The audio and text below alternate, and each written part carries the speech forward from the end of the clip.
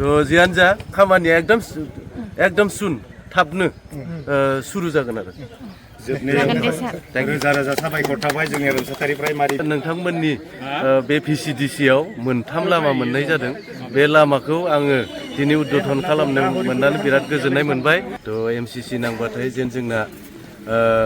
खामानि मावनाया एसे गेजेराव थाब थागोन 1 बा 1.5 मास बेनिखायनो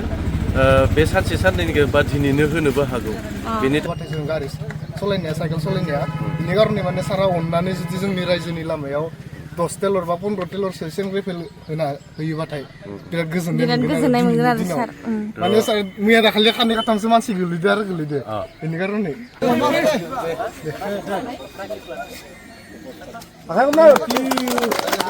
लोगोसे फंनैसो बिबुंथि होनो थाखाय खावलायबाय आरोबाव एखाय लामाया आमफ्रा गुड मर्निं लोगोफोर जोंनि गोदान मोनसे भिडिअ नोंथांमोनखौ गोसो गोरबोजों बरायनानै लाबाय बेनिफ्राय दिनैनि दिनानो माने बिराद गुड निउस होनो थांगासिनो आरो नोंसोरनो मानो होनबाथाय जोंनि अतिलापारा गामिनि रायजोफोरनि लामाखौ माने दिनै मा खालामगोन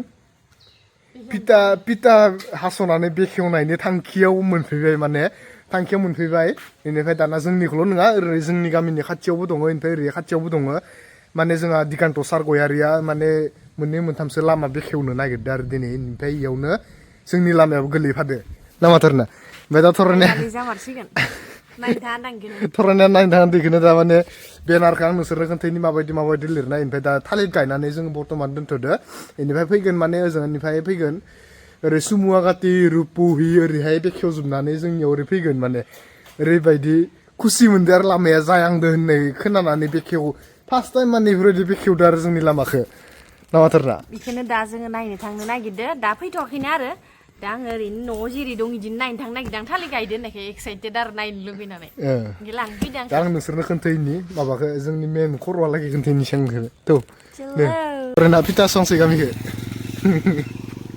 नै खिजा दंफैयो माखासे ओमफ्राय दा माने फैबाय दं सार मेडाम मोना नै बेनारा गभर्नमेन्ट अफ आसाम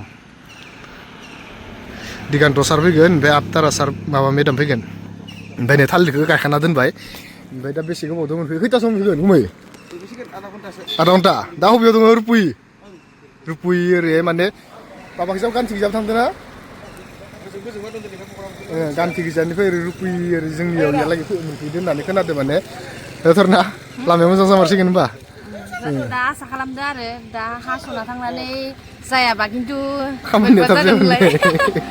माने बिराद खस्थ' जायो थांलाय फैलाय हान्थिनाय लामाया ओंखायनो आसा खालामो आरो बे लामाया मोजाङैनो जालांगोन होननानै बेखौनो मिजिंथिबाय आरो जायबा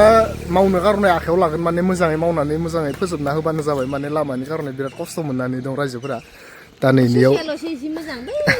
बिराद खस्थ' जायो मानसिफोरबो जमा जाखाबाय ओमफ्राय नैयाव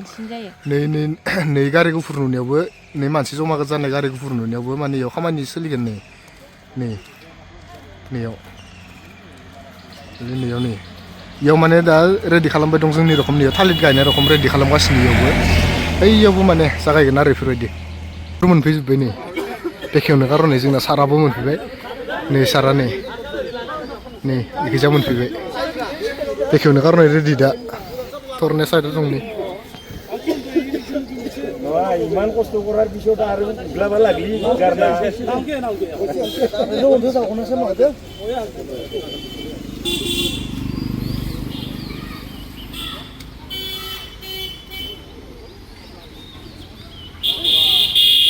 नै सारा पिता हास'नो कारणे रेडि जाफैबाय ओम नमः शिवाय थारैनो जोंना लामाया बेखेवनो थांगासिनो बिपिएफ धोरोमनि मानगोनां बायदि बिफानाव थानाय मानगोनां रायजो राजा नोंथांमोन आरो चेयारमेन बायदेव दिनै जोङो आरोबाव नै मोनसे बे भुयापारा लाहापारा लामानिफ्रायनो ओजोंहा सोनाबाजों हाबलांनाय अतिलापारा होननाय बे गामि ओनसोल बेवहायबो गोबां हाब्रु जायो बेखायनो बे लामाखौबो जों मोननो हादों सारनि नाजानायाव दा बेखायनो जोंनि रामसाथारि VCDC-नि अमेन बिथां कबिता लोगोनो दिनैनि बे जोंनि नैबे दिनैनि जिखिनि उद्देश्य बे उद्देश्यनि जिखिनि खामानि मावनो हाबाफारि लानाय बेखौ दरखं मोखांखौ बेखेवना होनो थाखाय आङो गुरै खावलायनाय जाबाय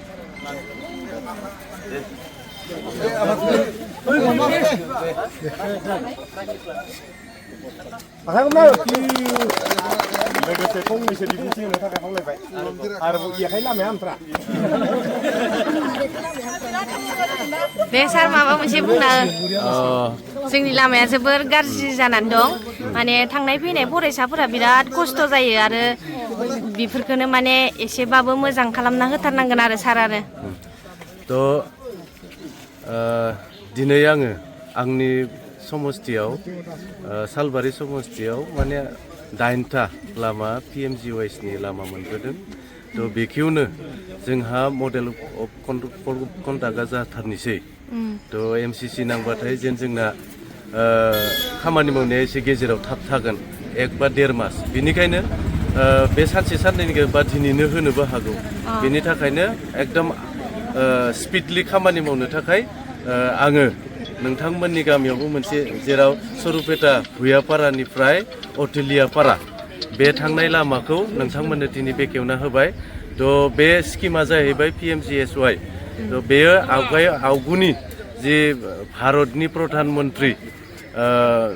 अटुल बिहारी बाजपेयीआ गायसनना गालांदोंमोन जे जोंनि मेइन रडनिफ्राय जे गामि ओनसोलनि लामायाबो कानेक्टिं जायो बा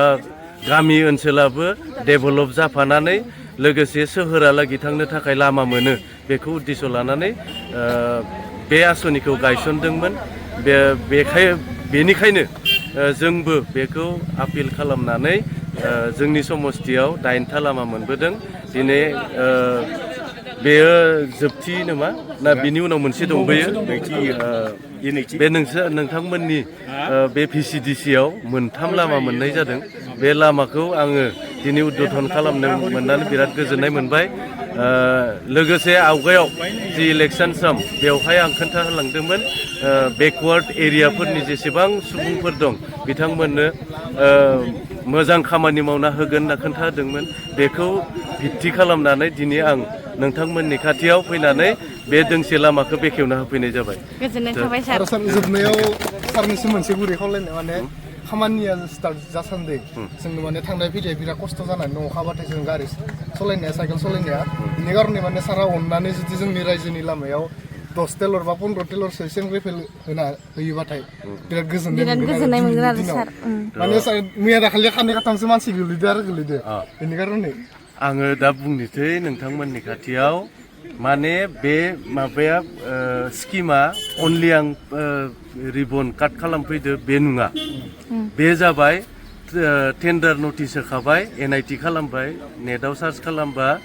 BTC टेन्डार होननाय मोनसे वेबसाइट दं बेवहाय नोंथांमोना सार्च खालामनानै 30 तारिखहालागि जोंहा टेन्डारा अपेन जासिगोन बे अपेन जानाय लोगो लोगोनो आं एडभान्सै मावलायनांगौ खोथा गैला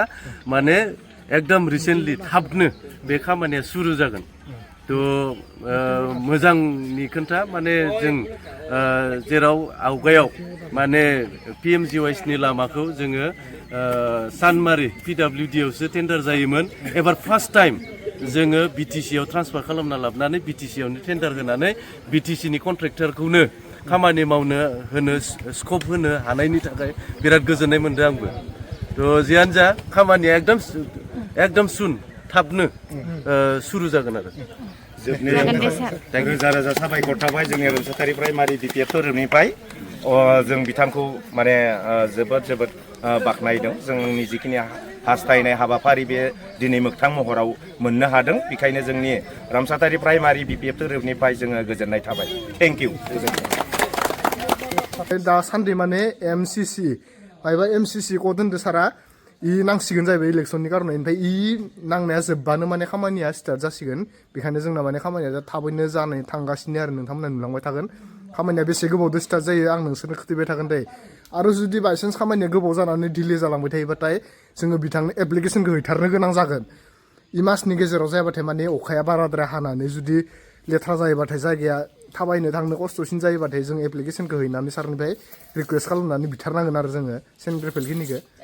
नामा धरना सेक्रेटारिनि खासे सब गोलैखांजोबनाय गोजा आरो गामिनि मानसिफोरा नामा धरना आथिं आखाइ बायदोबाथ' बिराद गिदिर बाथ्रा जायो लोगोफोर नोंथांमोनाथ' खोनाखाबायानो जोंनि सार्दिकान्तआ मा बिबुंथि होलांखो जोंनि कारनै माने होनोबा जोंनि लामायाथ' ओरैबायदि अबस्था खाराब जाबाय जाहाथे नैबे इलेक्सननि थाखाय दा जिहेतु कड अफ कन्डाक्ट नांदो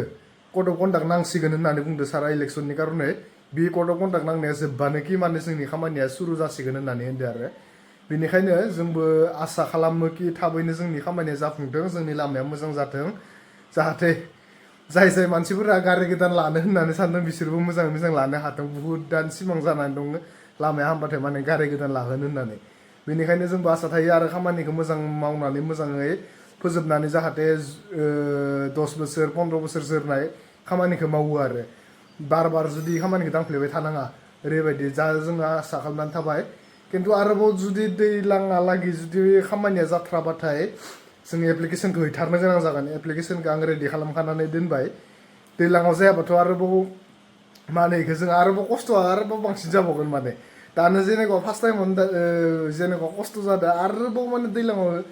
बांसिनसो खस्थ' जागोन ट्रेक्टर खारगोन हालेवनो तालेवनो फोथाराव थांनाय ओरै गामि गेजेरजों हाबगोन दोनखादो होमबाना नों न'निफ्राय ओंखारखानांला ओरैबायदि अबस्था जायो बेनिखायनो सार मोजाङै मोजां आसा खालामो नोंथाङा जोंनि लामाखौ थाबैनो मावफुंगोन बेनिखायनो नामाथारना बेलेग गामिना बेलेग माने एसेबाबो थांनाय फैनाय हान्थिनाय लामाया एसेब्लाबो मोजां आरो ओमफ्राय जोंनिखौ मा मिथिया सोर थिकादारा लादो सोर थिकादारा लायाखै बेखौ जोङो बुंनोबो थाङा खिन्थु जोंनि लामाया दासिमहालागै जायाखै माने आइनि जिहेतु जा बिखुनजो आइनिफ्राय मिथिनो मोननाय बादिबा बे लामाया गोदोनिफ्रायनो बेफोरबादिनो दं आरो खिन्थु इखौ थिकादारफोरा स्किम हमनानै लाङो एमएलए फोराबो हरो जानांगौ मानो हरा जानो बिसोरथ' थिकादारफोरनो हरखायोआनो हरनायनि गेजेरावनो बिसोरो फैसाखौल' जानानै दोनब्ला जायाना जों हान्थिनाय लामाखौबो मोजां खालामनानै होनांगौ आसलते बेफोरबायदि जानायखौ माने खम खालाम जानांगौ जानो मोनो खिन्थु इमान माने जानाङा दे इमान लामा थांलाय फैलाय हान्थिनाय लामाया इमान दि गाज्रि जायो बे गामियाव फैनानै बेफोरबायदि मोनफैबाय आङो माने बिराद खस्थ' मोनबाय आं थांलाय फैलाय मानो होनोबाथाय जोंनि लामाया इ नङाखि गामि दरसे बारनानै बिराद गामि गोथौआव जोंना नैबे सुरपेटा टु रुपुहि थांनाय लामानि एकदमबारे मेन लामायाव गोलैयो जियानो जादोला जि सिगाङाव जि थांबाय जाबायबाबो जाबाय एबार खिन्थु सार्दिकान्त सारानो नायफिननांसिगोन आरो जोंनि गामिखौ जिहेतु जोंनि एरियानिनो सालबारि बियाबनिनो MCLA जाबाय हिसाबै जों बयहाबो माने नोंनि सायाव एसेबाबो फोथायनाय दं आरो नों दे जोंनि लामाखौ बानायथारगोन होननानै दा जि नोङो बिबुंथि होलांबाय बेफोरबादिनो जाहाथे खामानियाबो मोजाङै मोजां जालाङो बेखौनो जोङो अरायबो माने मिजिं थिनानै दंबाय दं आरो दा अखा बोथोरजों माने पुरा गाज्रि जागासिनो कि थांलाय फैलायजों लेथ्रा जाबोबाय दं फंसे बाथ्राखौ आं भिडिअ होनखागोन थरेना मानो होनोबाथाय जुदि दैलाङालागै खामानिया जागायाबाथाय सार नोंथांनाव जोङो 10-15 टेलरखौ जोङो आपिल हैथारगोन मानो होनोबाथाय जोंनो दैलाङाव এনেকুৱা खस्थ' जागोन नङाबा जों इखिनि लामाखौ जोङो हान्थिनो हानायानो नङा एसे सुबिदानि कारनै जोङो 10-20 टेलरखौ नोंथांनाव आपिल खालामहैगोन आरो रिकुवेस्ट खालामहैगोन माने दैलाङालागै जुदि जायाबाथाय खामानिया जायोबाथ' मोजां जायैनि सिगांबाबो नायफिननांसिगोन आरो इदि आरोना 10-20 टेलर खिनिखौ हरनानै माने एसेबाबो हेल्प होनाय जागोन आरो सिगांग्रो स्टार्ट जायैनि सिगांग्रो माबायोबाथाय माने दैलांनि सिगां खामानिया जायाबाथाय दैलांनि उनावसो जासिगोनबाथाय माने जोंनो दैलाङाव थाबायनाय खिनिखौ माने जोंनो हेल्प हरनांगोन आरो माने इखिनिखौ जों बिथांनाव आपिल खालामनाय थाबाय मा होनो सोरना जियानो जादोला बेखिनियावनो भिडिअखौ दोनथ'नोसै मानो होनोब्ला माने आङो भिडिअ'आव रावनिबो थ्रुयै जानानै भिडिअ बानायाखै जेनेबा सोरबा आंखौ बुंहरदों नों बायजादों नामा